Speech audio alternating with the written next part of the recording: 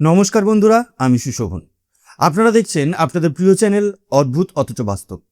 আজ আমরা এমন এক নিটল বৈশ্বিক বাস্তবতা নিয়ে কথা বলবো যা আগামী দিনে পৃথিবীর ট্রেড রুট এবং জিওপলিটিক্সের পুরো মানচিত্রটাই বদলে দিতে চলেছে। সমুদ্রের ওপর যার নিয়ন্ত্রণ থাকবে, বিশ্ব অর্থনীতির চাবিকাঠিও থাকবে তার হাতেই। এটা কোনো অনুমান নয়, এটাই আন্তর্জাতিক রাজনীতির চিরন্তন সত্য। আর ঠিক এই কারণেই বিগত কয়েক দশক ধরে গ্লোবাল শিপিং ইন্ডাস্ট্রির ওপর নিজেদের একচেটিয়া আধিপত্য কায়েম করে রেখেছিল চীন। কিন্তু 2026 সালের এই মুহূর্তে এসে গ্লোবাল সাপ্লাই চেনের অন্দরে এমন এক নিঃশব্দ বিপ্লব শুরু হয়ে গেছে যা সরাসরি বেজিংয়ের ঘুম উড়িয়ে দিয়েছে। দুনিয়ার অন্যতম বৃহত্তম একটি পরাশক্তি, যাদের ছাড়া বৈশ্বিক বাণিজ্য এক পাও চলতে পারে না, তারা এখন চীনের ওপর থেকে নিজেদের নির্ভরতা সম্পূর্ণ কমিয়ে ভারতের দিকে পা বাড়িয়েছে। আর এর পেছনে রয়েছে ভারত সরকারের এক অসামান্য মাস্টারস্ট্রোক।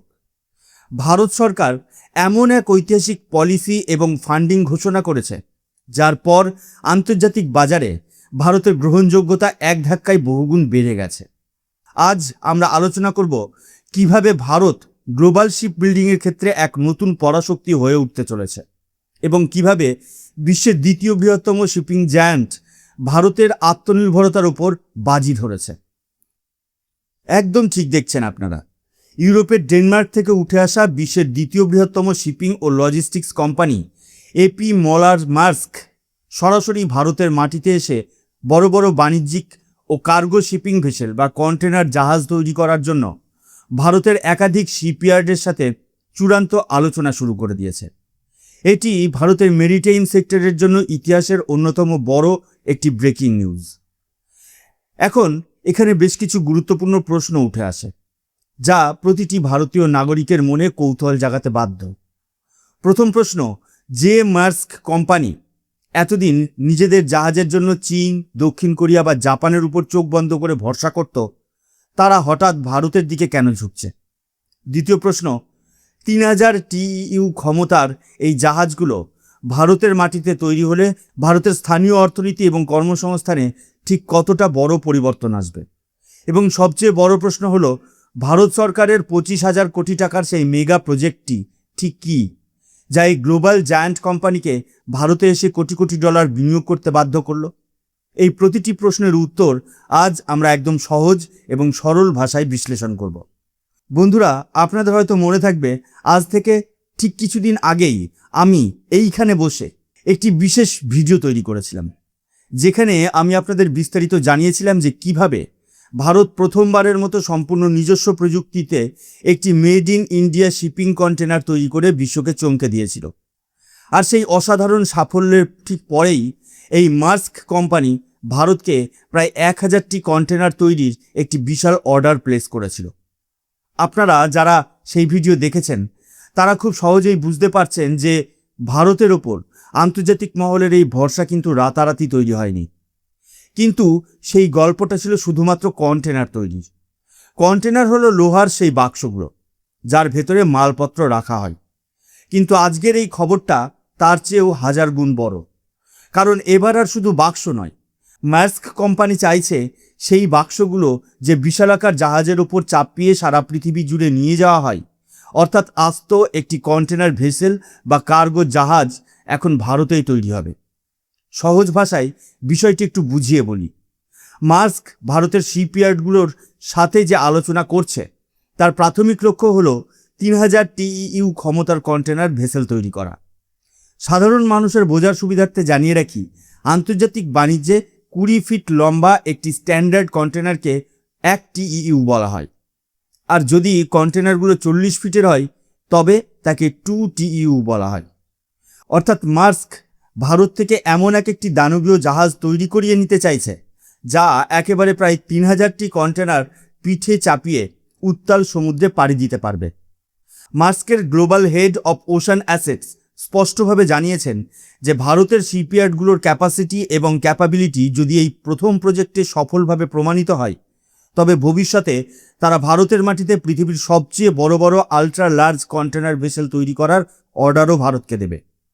এবার আমাদের বুঝতে হবে যে কেন হঠাৎ ভারতকে বেছে নেওয়া হলো। সাধারণত সবাই জানেন যে ভারতের লেবার কস্ট কম এবং ভারতে সস্তায় কাজ হয়, তাই হয়তো বিদেশি কোম্পানিগুলো এখানেই আসছে।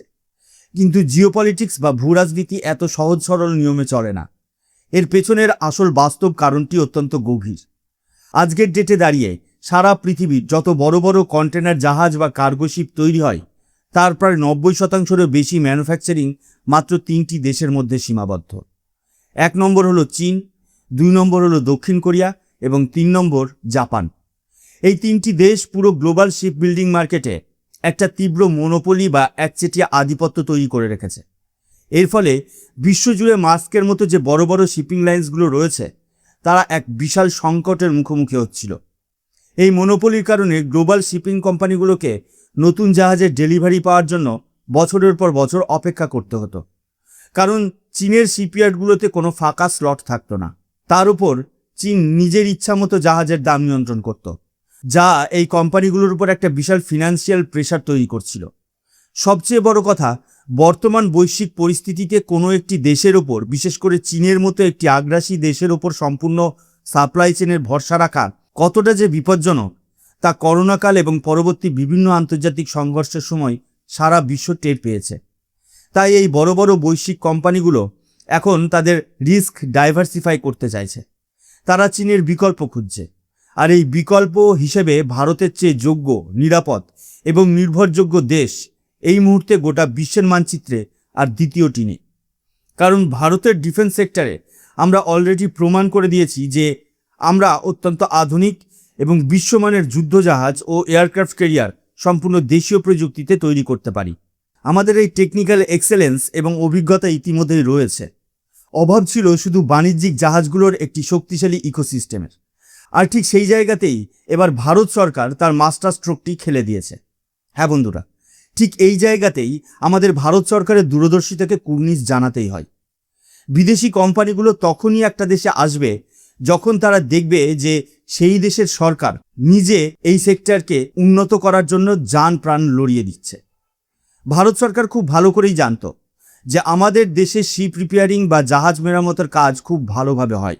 যুদ্ধজাহাজও আমরা দারুণ বানাই, কিন্তু বড় বড় কমার্শিয়াল কার্গো শিপ বানানোর জন্য আমাদের ইকোসিস্টেমকে আরও বুস্ট করা প্রয়োজন। আর সেই উদ্দেশ্যেই ভারত সরকার একের পর এক যুগান্তকারী পদক্ষেপ গ্রহণ করেছে। ভারত সরকার এই শিপিং ইন্ডাস্ট্রিকে বিশ্বের দরবারে 1 নম্বরে নিয়ে যাওয়ার জন্য বাজেটে একটি বিশাল মেরিটাইম ডেভেলপমেন্ট ফান্ড ঘোষণা করেছে, যার মোট বরাদ্দ রাখা হয়েছে প্রায় 25,000 কোটি টাকা। এই বিপুল পরিমাণ অর্থ সরাসরি ব্যবহার করা হবে আমাদের নিজস্ব শিপইয়ার্ডগুলোর আধুনিকীকরণ, পরিকাঠামো উন্নয়ন এবং নতুন প্রযুক্তির সম্প্রসারণে। শুধু তাই নয়, সরকারের পক্ষ থেকে চালানো হচ্ছে ship building financial assistance scheme, যার অধীনে ইতিমধ্যে হাজার হাজার কোটি টাকার চুক্তি দেশীয় শিপইয়ার্ডগুলোকে দেওয়া হয়েছে, যাতে তারা তাদের উৎপাদন ক্ষমতা আন্তর্জাতিক স্তরে নিয়ে যেতে পারে। এখানেই শেষ নয়, ভারত সরকার আরও 2টি এমন চাল চেলেছে যা সরাসরি চীনের মেরুদণ্ডে আঘাত করেছে।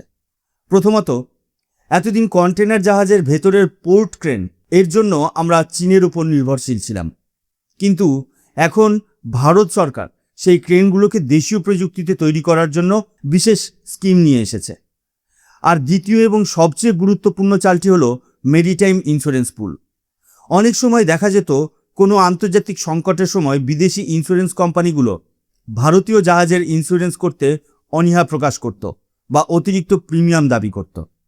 এই সমস্যার স্থায়ী সমাধানে ভারত সরকার ঘোষণা করেছে যে যদি কোনো বিদেশি সংস্থা আমাদের জাহাজকে ইন্স্যুরেন্স দিতে অস্বীকার করে, তবে ভারত সরকার নিজে সভারেন গ্যারেন্টি দেবে। অর্থাৎ আমাদের জাহাজ কোনো বাধাই মানবে না, সরাসরি বুক চিতিয়ে বিশ্ব বাণিজ্য নিয়ন্ত্রণ করবে। সরকারের এই নিটল আত্মবিশ্বাস দেখেই আজ মার্স্কের মতো বিশ্ববিখ্যাত কোম্পানিগুলো চীনের হাত ছেড়ে ভারতের দরজায় এসে কড়া নাড়ছে।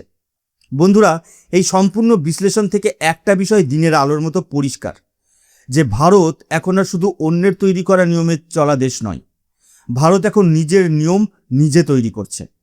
আজ যখন মার্স্কের মতো একটি গ্লোবাল শিপিং জায়ান্ট ভারতের তৈরি জাহাজের ওপর ভরসা দেখাচ্ছে, তখন এটি অত্যন্ত নিশ্চিত যে আগামী দিনে ফ্রান্সের সিএমএ, সিজিএম কিংবা বিশ্বের 1 নম্বর শিপিং কোম্পানি এমএসসির মতো অন্য সমস্ত ইউরোপীয় এবং এশিয়ান শিপ ওনার্সরাও খুব শীঘ্রই তাদের বিশাল বিশাল জাহাজের অর্ডার নিয়ে ভারতের শিপইয়ার্ডগুলোতে আসবে। এর ফলে ভারতের মাটিতে লক্ষ লক্ষ নতুন কর্মসংস্থান তৈরি হবে, আমাদের দেশের ফরেন এক্সচেঞ্জ রিজার্ভ শক্তিশালী হবে এবং সবচেয়ে বড় কথা, মেরিটাইম সেক্টরে যে আত্মনির্ভর ভারতের স্বপ্ন আমাদের প্রধানমন্ত্রী দেখেছিলেন তা আজ বাস্তবে রূপ নিতে চলেছে।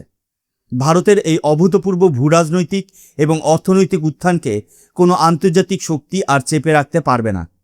আপনাদের কি মনে হয়, ভারত সরকার মেরিটাইম সেক্টরে যে 25,000 কোটি টাকার ফান্ডিং এবং পলিসি সাপোর্ট দিচ্ছে তা ভারতকে আগামী দিনে শিপ বিল্ডিংয়ের ক্ষেত্রে বিশ্বের 1 নম্বর দেশ হিসেবে গড়ে তুলতে পারবে কিনা তা নিয়ে কমেন্ট বক্সে আপনার মতামত অবশ্যই লিখবেন। আপনাদের প্রতিটি মতামত আমাদের জন্য অত্যন্ত মূল্যবান। ভিডিওটি ভালো লাগলে এবং তথ্য সমৃদ্ধ মনে হলে অবশ্যই একটা লাইক করবেন এবং আপনার বন্ধুদের সাথে এটি অবশ্যই শেয়ার করবেন। আর এই ধরনের নিখুঁত ও বাস্তবসম্মত জিওপলিটিক্যাল অ্যানালিসিস নিয়মিত দেখার জন্য আমাদের চ্যানেল অদ্ভুত অথচ বাস্তবকে এখনই সাবস্ক্রাইব করে রাখুন।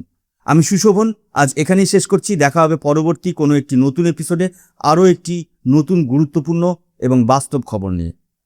ততক্ষণ পর্যন্ত ভালো থাকবেন, সুস্থ থাকবেন। জয় হিন্দ, বন্দে মাতরম, ভারত মাতা কি জয়।